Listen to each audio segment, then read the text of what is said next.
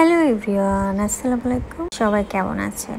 আজকে দিনটা শুরু করলাম কাপ চা দিয়ে। খেতে খেতে ব্যালকনিতে চলে আসলাম। আর ব্যালকনিতে এসে আমার গাছগুলোর দিকে একটু তাকালেই আমার মনটা ভালো হয়ে যায়। প্রতিদিন সকালবেলা গাছে পানি দেওয়া, আমি নিজে ফ্রেশ হওয়ার আগেই গাছগুলোকে আগে একটু পানি দিয়ে স্প্রে করে নিই পানি। তারপরে আমার রুমে চলে আসি নাস্তা শেষ করে। এসে একটু মোবাইল নিয়ে আমার পেজে ঢুকে দেখা যে নতুন করে কি ভিডিও দেওয়া যায়। যেহেতু সারাদিনের একটা প্ল্যান থাকে যে কোন টাইমে কোন সময় ভিডিওগুলো যাবে, তার জন্য আগের থেকে রেডি করে রাখতে হয়। তো যখন ভিডিওগুলো দেওয়া হয়, যখন থেকে ফেসবুকে কাজ করতে এসেছে তখন থেকে বুঝতে পেরেছি যে ফেসবুকে কাজ করাটা এতটা ইজি না। কারণ কাজ করতে গেলে অনেক অ্যাক্টিভ থাকতে হয়। ভিডিও তার চেয়ে বড় কথা হলো ভিডিওটাকে আমি কিভাবে তৈরি করব এইটার জন্য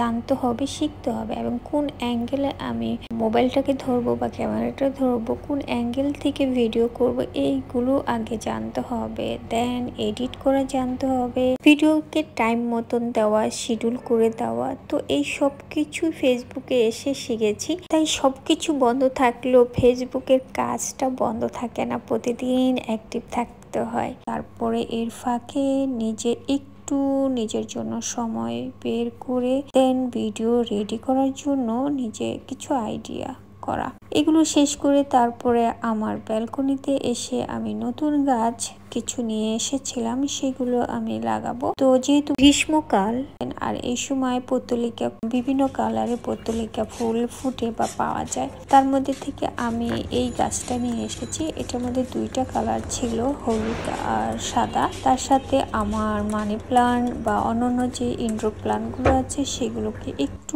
যত্ন করা। এইটা আমার প্রতিদিনই থাকে, গাছগুলো যত্ন করা, গাছে পানি দেওয়া, গাছে স্প্রে করা। কিছুদিন ধরে প্রচুর গরম পড়েছে আর এই গরমে টক খেতে খুবই ভালো লাগে। আর এই আমগুলো নিয়ে এসেছি আচার তৈরি করার জন্য। তার আগে আমগুলো কেটে নিতে হবে, আর এই আমগুলো আগে ছিলে কেটে তারপর আচারের জন্য তৈরি করতে হবে। তা আমি ট্রাই করছি আমগুলো ছিলার জন্য, কারণ আমগুলো ছিলে তারপরে এগুলোকে আবার রেখে দিতে হবে, জন্য লবণ দিয়ে মেখে রেখে দিতে হবে। তো আমার আম দেখে আমার আম মাখা খেতে ইচ্ছা করছে, কারণ এই গরমে আম মাখা খুবই ভালো লাগে।